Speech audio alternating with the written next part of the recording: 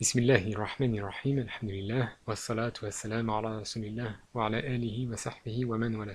Assalamu alaikum, bonjour à tous. Aujourd'hui, nous allons aborder un nouvel épisode de la vie des compagnons. Et nous avions prévu d'aborder la vie de Abu Huraira, qu'Allah l'agrée, mais avant cela, nous devons parler de son chef de clan, et son chef de clan n'est autre que At-Tufayl ibn Amr ad-Dawsi, qu'Allah l'agrée également. Son nom ne vous dit sans doute pas grand-chose, mais pourtant c'est une personne très importante de la Sira, car c'est lui qui a ramené le message de l'islam auprès de sa tribu. Et donc c'est par son biais que Abu Huraira a été instruit sur la religion musulmane. Alors qui était At-Tufayl? Comme on l'a dit, il était chef de tribu, et sa tribu venait de la région du Yaman, et on l'appelait la tribu des Daous. C'est pour cela que le nom complet de At-Tufayl était At-Tufayl ad-Dawsi. Cet homme était un des plus célèbres arabes de l'époque, c'est-à-dire un des plus célèbres bédouins.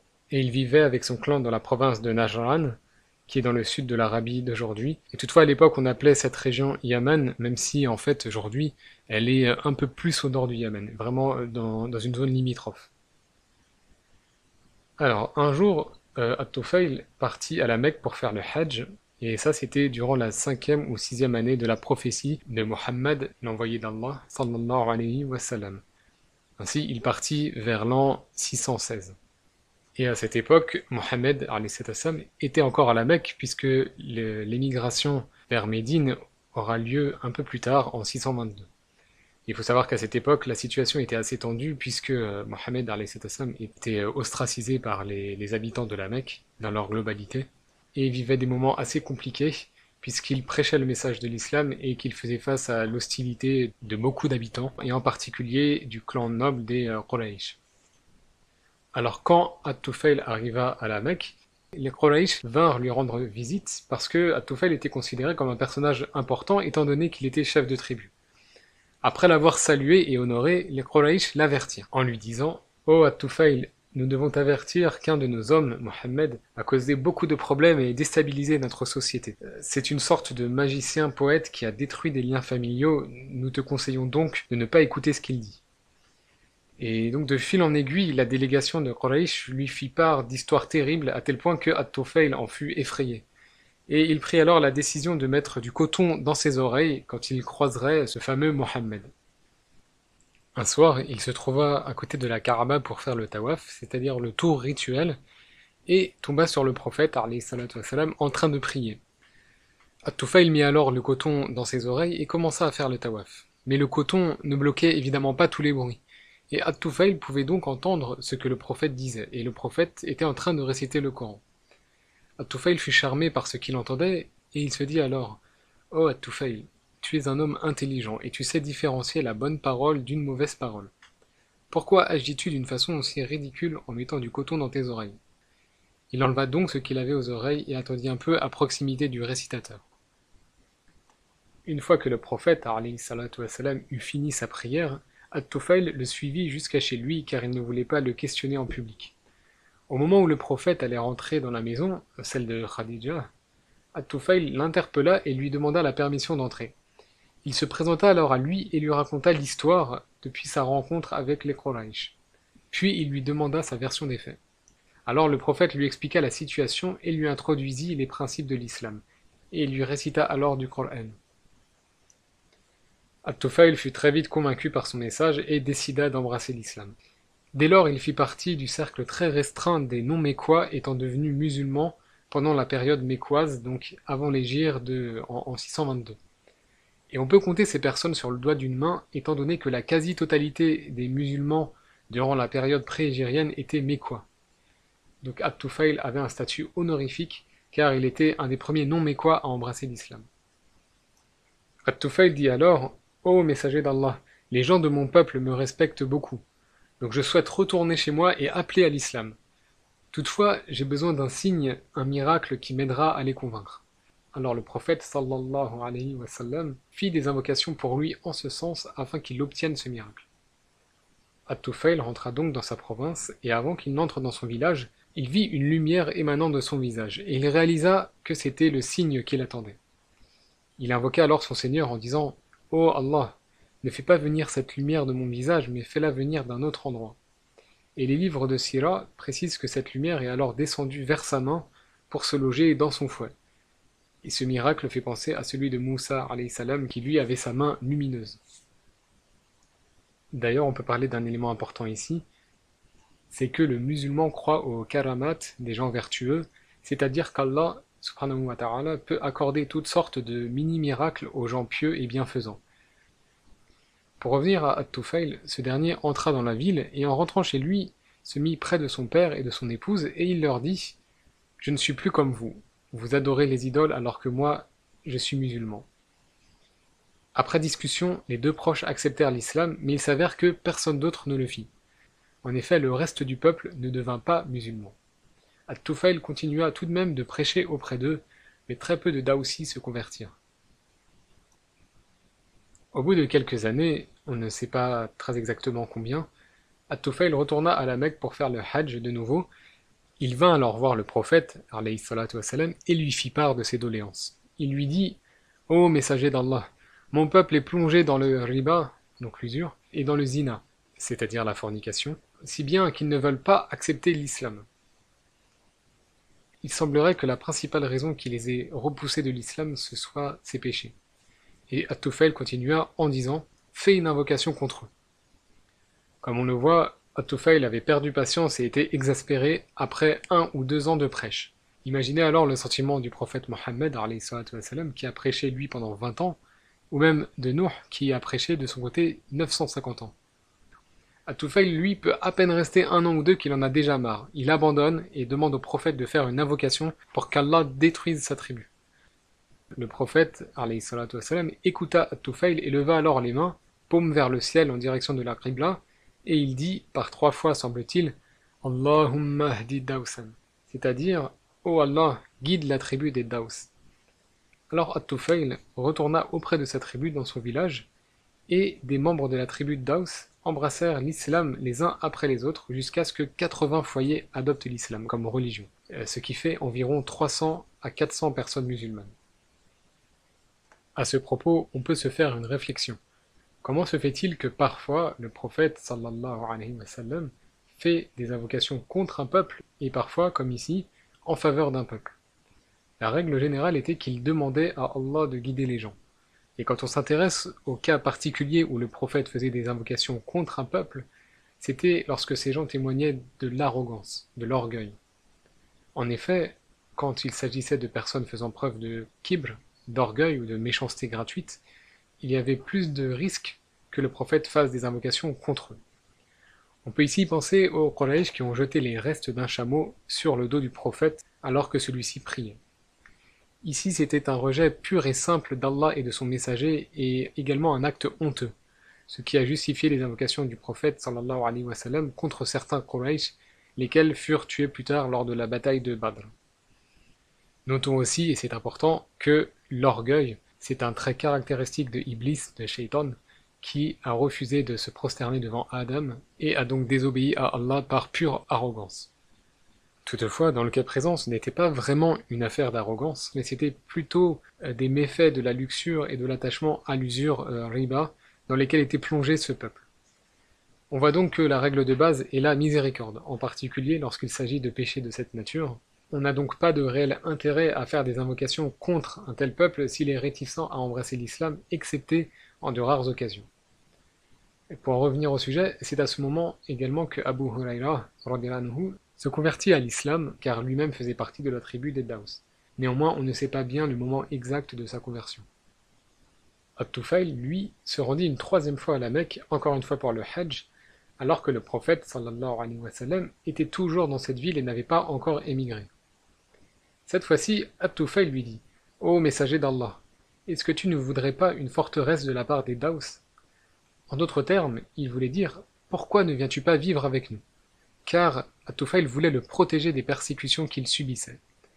Mais le prophète alayhi salatu wassalam, répondit « Non, car Allah ne m'en a pas donné la permission. » Ainsi, plus tard, le prophète migra à Médine, en 622. At-Tufayl le rejoignit durant la 7e année de l'hégire, donc plusieurs années après, et il était accompagné de beaucoup de gens de sa tribu, au moins une centaine de personnes. Et le moment où il a retrouvé le prophète, c'était lors de la bataille de Khandaq, c'est-à-dire la bataille du fossé. lorsque Médine était assiégée par les coalisés. C'est à ce moment que Abu Huraira rejoignit lui aussi le prophète alayhi salatu wassalam.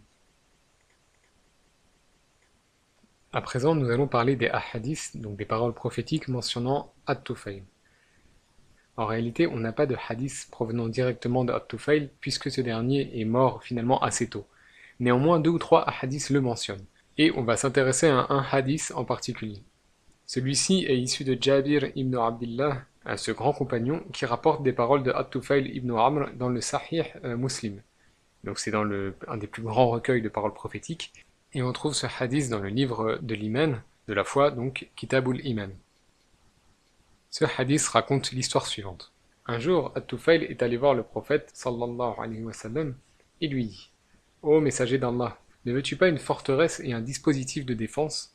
Jabir continue et rapporte que le prophète, alayhi sallam, n'accepta pas cette offre en raison de ce qu'Allah avait préparé pour les Ansar, c'est-à-dire les auxiliaires de Médine. Donc ce qu'on vient de dire complète l'histoire qu'on a évoquée plus tôt. Puis, bien plus tard, quand le prophète sallallahu alayhi wa sallam migra à Médine, At-Tufayl s'y installa également, et beaucoup de gens de son peuple l'accompagnèrent. Mais quand ils arrivèrent à Médine, ils eurent du mal à s'acclimater car le climat de la ville était différent. Notons qu'à l'époque, les gens étaient habitués aux conditions climatiques de la contrée où ils vivaient génération après génération. Et d'ailleurs, ils voyageaient moins que nous. Il faut aussi savoir que la région de Najran, au sud de l'Arabie, est atypique, étant donné qu'elle est une région agricole prospère, très verte, qui bénéficie des pluies de mousson. On y trouve même des fermes laitières. Lorsqu'on va là-bas, on a vraiment peine à croire qu'on se trouve encore en Arabie. A l'inverse, le climat de Médine est plutôt rude.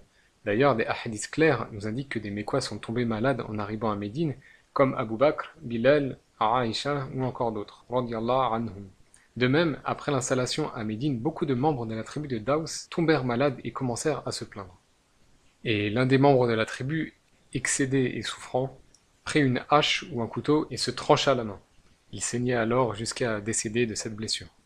Il s'est donc suicidé vraisemblablement à cause de la maladie et de la dépression. Une nuit, At-Tufayl le vit en rêve.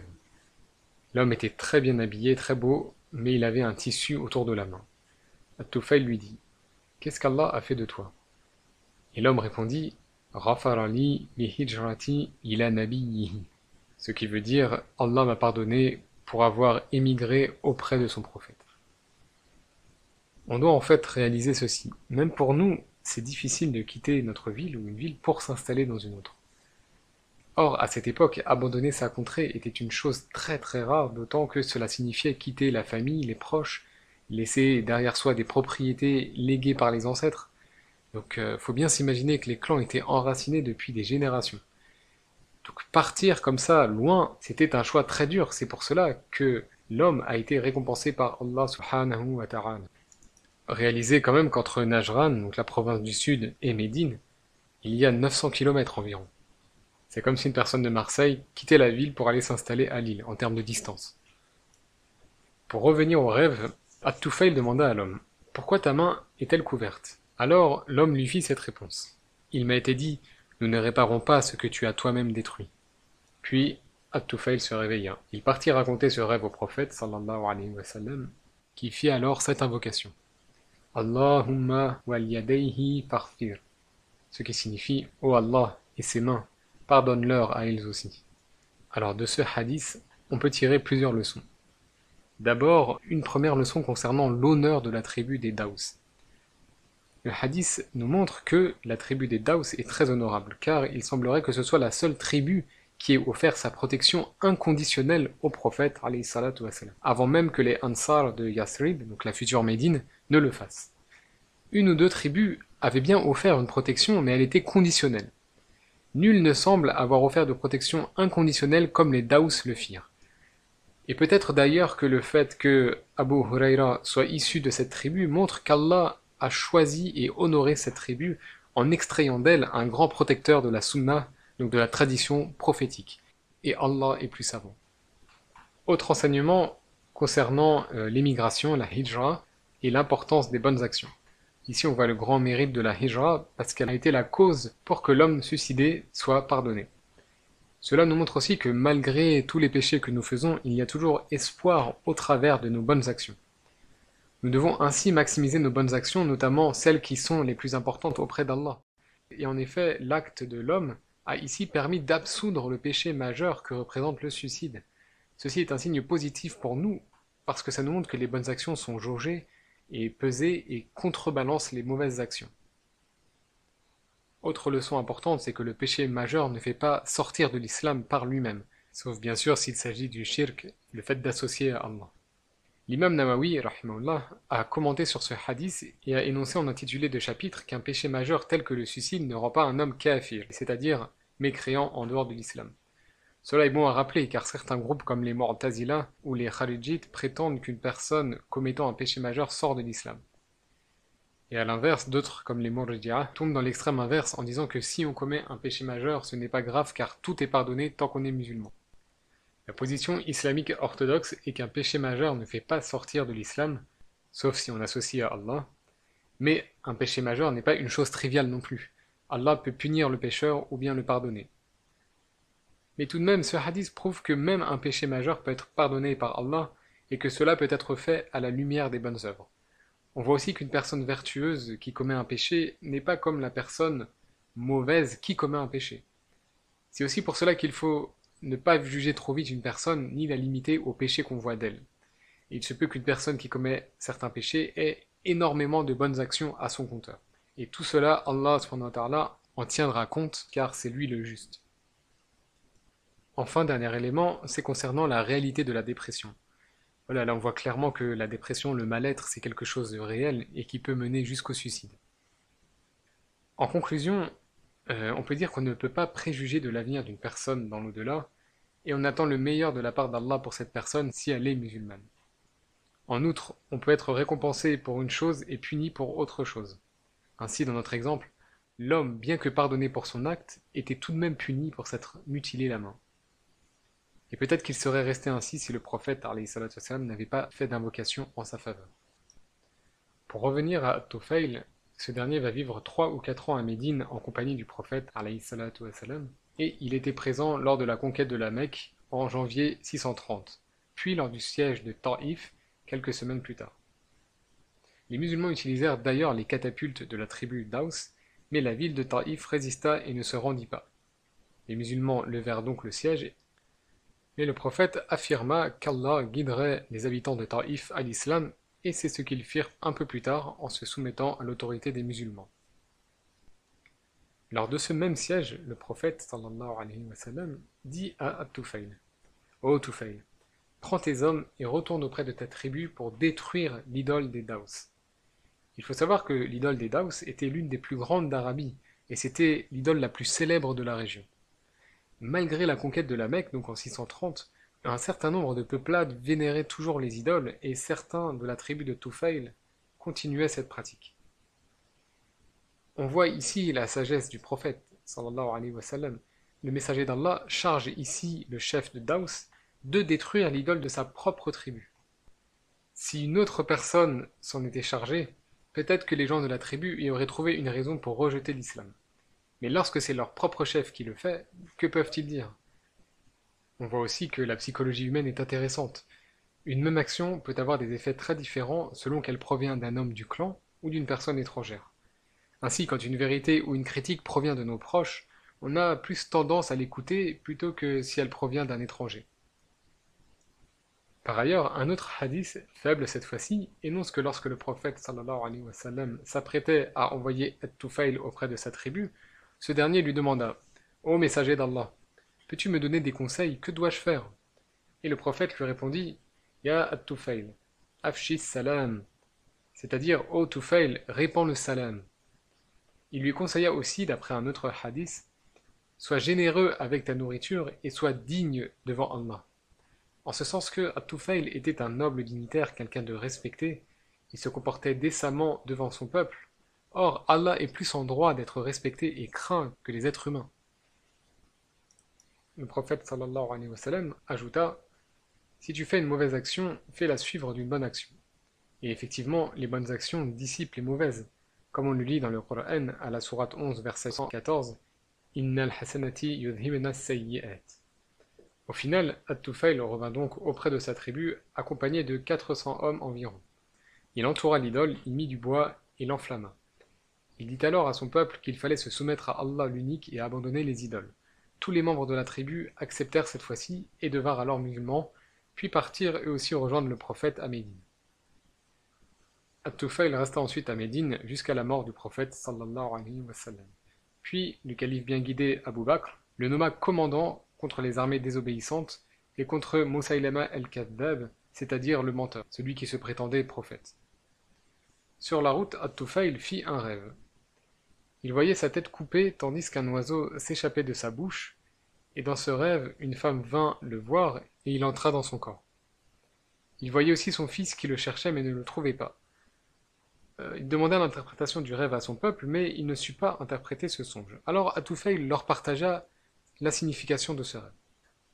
Il leur dit: ma tête tranchée, c'est mon martyr. L'oiseau représente mon âme, la femme, c'est la terre dont je suis issu et où je retournerai. Mon fils qui me cherche et ne me trouve pas, c'est le désir de mon fils d'être shahid, c'est-à-dire d'être martyr. Mais il ne l'est pas.